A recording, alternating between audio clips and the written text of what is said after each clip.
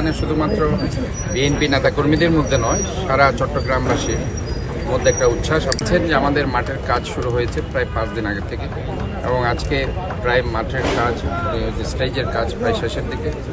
তো মানুষের মধ্যে একটা উচ্ছ্বাস কাজ করছে। এখানে শুধুমাত্র বিএনপি নেতাকর্মীদের মধ্যে নয়, সারা চট্টগ্রামবাসীর মধ্যে একটা উচ্ছ্বাস। আপনারা জানেন যে এখানে প্রায় 23 জন সংসদ সদস্য প্রার্থী কালকে তারা এখানে আসবেন মিছিল নিয়ে।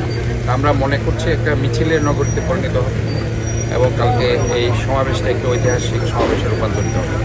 আমরা সবসময় বলি যে আমরা আগেও বৈরী পরিবেশে, আপনারা জানেন যে পোলো গ্রাউন্ডের ময়দান, এটা আসলে আওয়ামী লীগ কখনো এটা পূর্ণ করতে পারে, এটা আপনারা দেখেছেন। বারবার শেখ হাসিনা এখানে সমাবেশ করেছে কিন্তু কমপ্লিটলি ফেল হয়েছে। কিন্তু আমরা বৈরী পরিবেশে, আমরা 2012 সালে আমাদের আপসহীন দেশ নেত্রী প্রয়াত বেগম খালেদা জিয়ার যে মহাসমাবেশ, আমরা সেই সমাবেশ করেছিলাম। তখন আমরা জানেন আমি সাধারণ সম্পাদক ছিলাম, আমাদের আমি অঞ্চলের সভাপতি ছিলাম। ওই পরিবেশে আমরা ইনশাল্লাহ এটা আপনাদেরই ভাষ্য বাংলাদেশের অন্যতম ঐতিহাসিক সমাবেশ ছিল। আজকের এই প্রেক্ষাপটে আমরা মনে করি যে মানুষের মধ্যে তারেক রহমান যে 25শে ডিসেম্বর ওনার স্বদেশ প্রত্যাবর্তনের যে বার্তা উনি নিয়ে এসেছেন বাংলাদেশের মানুষের কাছে, মানুষের মধ্যে উচ্ছ্বাস আমরা দেখেছি। এর পরবর্তীতে 31শে ডিসেম্বর সারা পৃথিবীর মানুষ যেভাবে আমাদের নেত্রীকে শেষ বিদায়ের দিনে বরণ করেছে, কাজে মানুষের মধ্যে যেমন উচ্ছ্বাস আছে, মানুষের মধ্যে একটা ইমোশন কাজ করছে।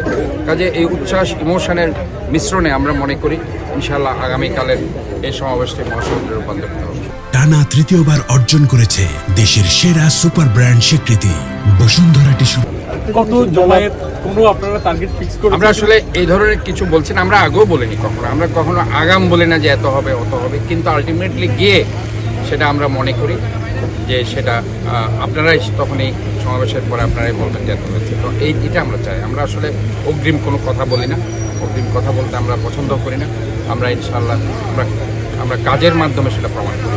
তো ইনশাল্লাহ আমরা মনে করি যে একটা ভোটের অধিকারের লড়াইয়ের জন্য মানুষ এত বছর সংগ্রাম করেছে। আজকে আপনি যে 16 বছর আমরা যে লড়াইটা করেছি, এই লড়াইটা হচ্ছে আমাদের গণতান্ত্রিক অধিকার রক্ষার জন্য।